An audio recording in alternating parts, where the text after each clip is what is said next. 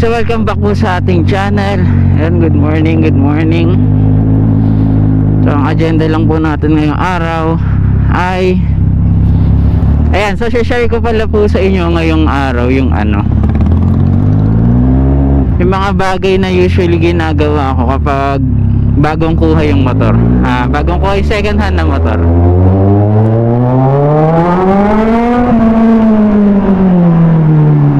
Grabe, galit na galit si Zaywan. Alam mo mga oche. Ayan, so yung mga bagay na ginagawa natin pag bagong kuha yung ating second hand na motor.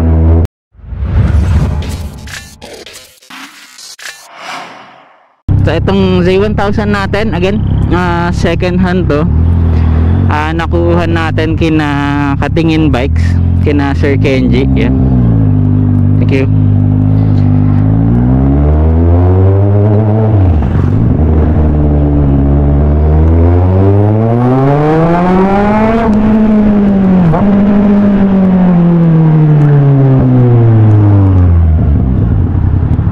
Nakuha natin to kina Sir Kenji Katingin Bikes. Ako? Nawawala ako. Grabe yung ingay ng Zaywan.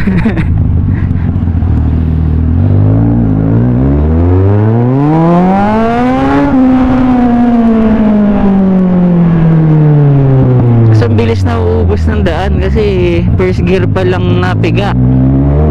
Wala na.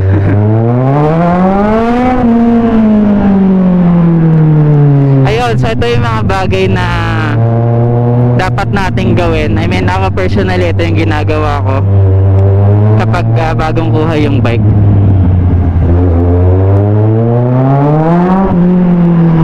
Unang-una, overall check up. So kasi tayo, diba, syempre pag bibili naman tayo ng second hand na motor, usually chine-check natin bago natin kunin. Pero itong overall check up na to, hindi ako yung magche-check, kundi yung trusted mechanic ko. So dito napapasok yung mga trusted mechanics natin sa number 1, overall check up. So may mga bagay naman kasi tayo na unless kayo yung mechanic mismo, kayo talaga yung maalam sa motor, unlike ko na puro gamit lang, diba? So kaya ako meron akong trusted mechanic. So dyan napapasok sina Forma Bike Point. Yan syempre shoutout sina Sir Oms, sina Sir Nel. Ito hindi to sponsored, talagang legit to, honest opinion, honest suggestion to. Forma Bike Point, dun mo makukuha yung parang peace of mind na maayos yung nag-check ng motor.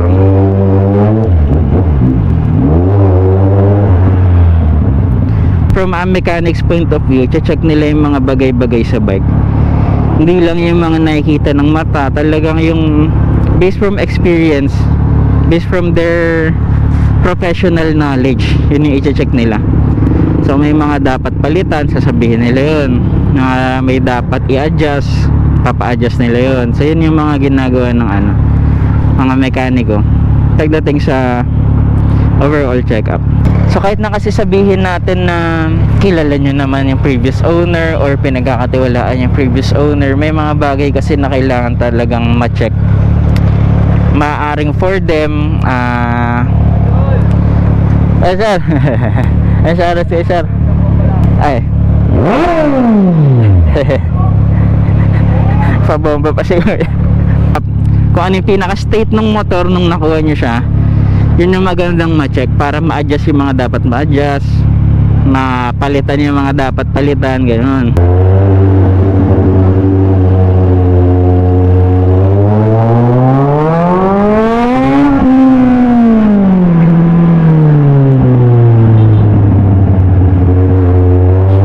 Lang napakabaho.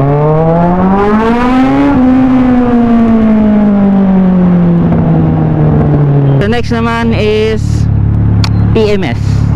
Yan. Actually pwede nyo na pagsabayin tong 1 and 2 yung overall check up plus PMS. Usually kasi diba sa big bike, napakatagal ng interval ng pagpi-PMS. Usually every 3K odo, every 4K odo, ganyan. Let's say na nakuha nyo yung bike na gamit nyo ngayon, 2K odo lang, diba? Parang kung isipin natin, medyo mababa pa siya kumpara dun sa usual na interval. Pero sa ganyan kasi, hindi nyo naman sure yung riding style nung previous owner na gumamit nito eh. Maaaring 2K Odo lang yung tinakbo nila, pero walwal pala, di ba?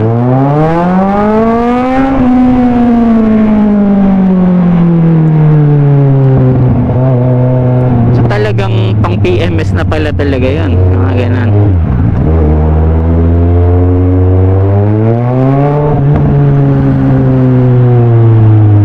Kumbaga i-reset nyo yung bike, talagang brand new condition, ibabalik nyo sa brand new condition, and then from there, dun nyo siya gamitin para in a way, lahat ng magiging changes, sure kayo na dahil yun sa paggamit nyo, diba?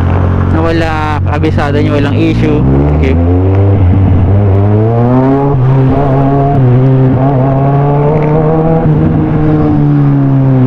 After nyang mapa-check up, mapa-PMS yung bike, so dyan napapasok yung accessories. Pero ito, yung accessories na to, hindi lang to basta-basta accessories. Yung papakabit yung accessories na next dapat is yung mga for protection. Yan. So hindi lang basta yung pampapogi. So yan kasi hilig natin yung mga pampapoging pampapoging accessories eh. Pero hindi. Number 3, pagpapa-install ng mga protection accessories. Accessories na pang protect as in mga engine slider. Well, ito swerte tayo kasi meron ng engine slider yung nakuha nating bike. Front axle slider, engine guard, yung mga poprotektahan yung motor nyo kung sakaling matumba, mag-slide, diba? Mga ganyan. So kung yung makukuha nyong motor walang protection accessories, better yun, talagang isa yun sa priority.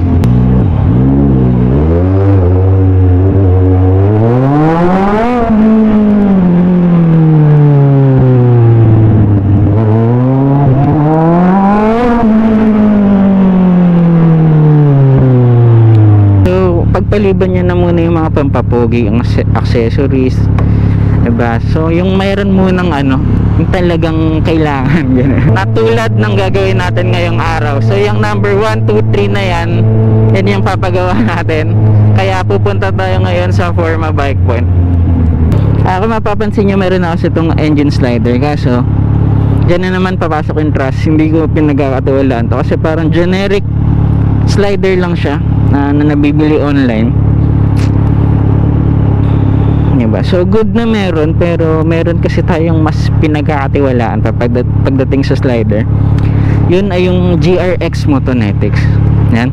So again, di na naman to sponsored, pero based from my personal honest experience, kung may pagkakatiwalaan na lang rin kayo, masasuggest ko to, GRX engine sliders. Meron din tayong biniling front axle slider, yun nandun. Ito nga meron na tayong spools, yan, GRX spools. Yung GRX pala yan, Pinoy brand, Pinoy made, gawang Pinoy yan, tulad ng exhaust natin, or yun, gawang Pinoy, diba? Diba, support local tayo. Pero yun, legit yun, promise. Napakaganda ng gawa ng GRX. Tapos laging yung ginagawa nila, sobrang sukat na sukat sa motor. Bike specific yung mga na yun. Bike specific yung mga slider na ginagawa nila. Ito yung isa, engine guard. Yan, so pang cover ng engine yan dito. So tinip ko na lang, wala akong pandala wala akong bag.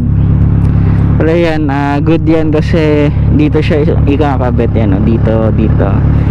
So sakali mang mag-slide, kita nyo naman kasi nakalawit yung makina. So kapag gumilid yung motor, talagang high risk na magasgasan yan. Napakamahal na ito. Ayun, so ito Shopee lang to, GB Racing, pero napakamahal kasi na original yan, kaya okay na sa atin yung Shopee. Yan, so protection accessories din, di ba? Napakalaking help niyan to sa kaliman. So next naman is number 5. Number 4, hindi ko alam kung ano yung exact na tawag pero yung mga accessories na napakalaking tulong kapag bumabiyahe kayo. Alam nyo yun, tulad na itong quad lock, phone holder, Diba? So pag maglo-long ride kayo, pag gagala kayo o mapupunta kayo sa daan na hindi nyo alam, napakalaking tulong ng cellphone holder, promise.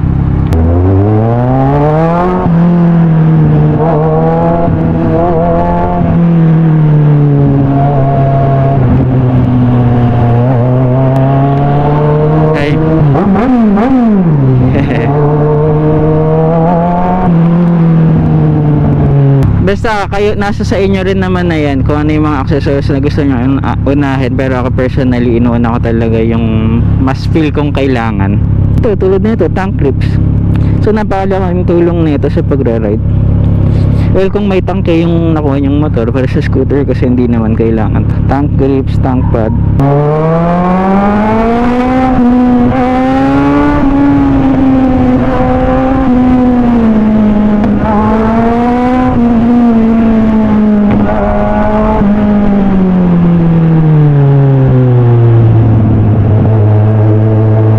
Sa pinagbabawal ko talaga, pero mare-recommend ko lang, masasuggest ko lang na yun yung mga good na mauna, yung mga value for money, di ba?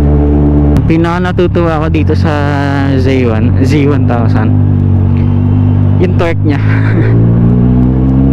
Talagang hindi mo mauubos yung first gear, ubos na yung daan eh. Kaya puro rat-rat natin, talagang piga-piga lang ng first gear. Kaya para umingay din yung motor kasi napakasarap pakinggan, di ba? Tapos may kakaiba talaga sa tunog ni Z1 eh. Parang medyo similar siya sa tunog ni CB650.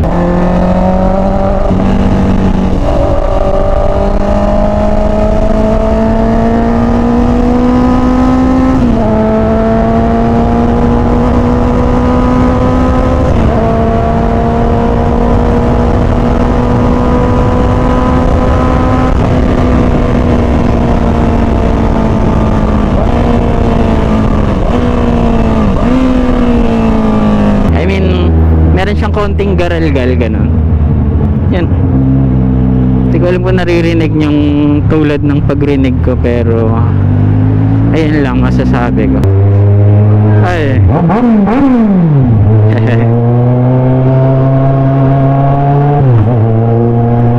Ang daming ginagawa dito, pero ano to eh.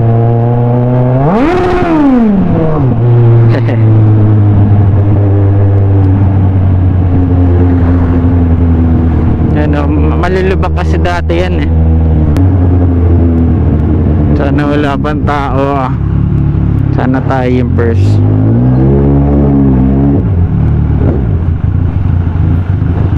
Ay, meron na. Ay, ayun, tayo yung first. Dito na po pala tayo sa may forma. Ayan. So nakasalang na rin agad yung bike. Oil. Palitin na Sir Nel. Ano yan, nakawa ko last week lang. Sinwap ko sa 6R. Kukuha mo lang ito? Oo, last week. Ayaw mo itong channel na ba? Ayan, oo, palitan na rin. Pati parang generic lang ata sa Shopee. Ayun, GRX. Mas okay. Ayan, so ito yung sinasabi ko. Kahit mababa lang yung tinakbo, palitin na yun lang is. Kaya okay na, mapa-PMS na rin agad. Yan, tapos ito po yung papalagay pala natin. Ito yung GB Racing engine cover. Yan, dun yan. Tatlo yan. Ito Shopee lang to, pero okay na yan. Ito yung di natin pwede pagpabasta-basta. Ano, kita ba? GRX Motonetics engine slider. Napakabigat. Uy! Hey Sir Oms. Yung Z1 sinwap ko, sumakit katawan ko sa 6R. Sabi na nakita ko kasi 6R mo na na kay Katingin, kay Kenji. Hindi, sa kanila ko lang rin sinwap. sakit ko sa likod. Buong katawan kayo sumakit. Tulog ako pag uwi eh. Friendly ang ang Hindi 6R. talaga. Sanayan lang. Eh, ang problema kasi, si OBR ko rin sumasakit katawan. So, Lalo OBR, talagang ganun siya. Eh, dito kahit di siya humawak eh. Wag lang yung rarat-rat. Pero buti hindi Z9 ginawa mo. Kawawa din si OBR. Masakit ata yung... Mataas ng Z9. mas mataas. Pag kumukuha mo OBR sa Z9, Parang super sports pa. So yung 6R kasi natin, dito rin talaga natin pina-service. Ayan, sina Sir Nel din yung nag-aasikaso. Even yung 25R, yung Ninja 1000 natin before. Ala, talagang kung trusted at trusted na lang rin yung usapan. Kita nyo naman, kakabukas lang nila, nandito tayo nakasalang. Pero may sumunod agad. A few moments later. Oh, thank you. Haba. Sir Nel, thank you. So napakabit na rin natin yung mga papakabit sa GB Racing engine cover, diba? So, protective accessory. Syempre yung napakalaki nating slider noong una, inalis na natin yan, pinalitan natin ng solid GRX Motonetics. Kita nyo naman 2 point pa. Tapos napaka solid neta, promise. Kung mahawakan nyo lang sa personal, sobrang goods talaga. Tapos syempre front axle slider para kompleto. Sa harap, sa engine, meron tayong protection, diba? So ito yung kabila nya. Yan, 2 point din syempre. Napaka-solid, grabe. Syempre may spools tayo, pero eto tayo na nagkabit niyan, spools na lang naman And then change oil, palit oil filter. So yun na, sobrang fresh na netong bike ngayon.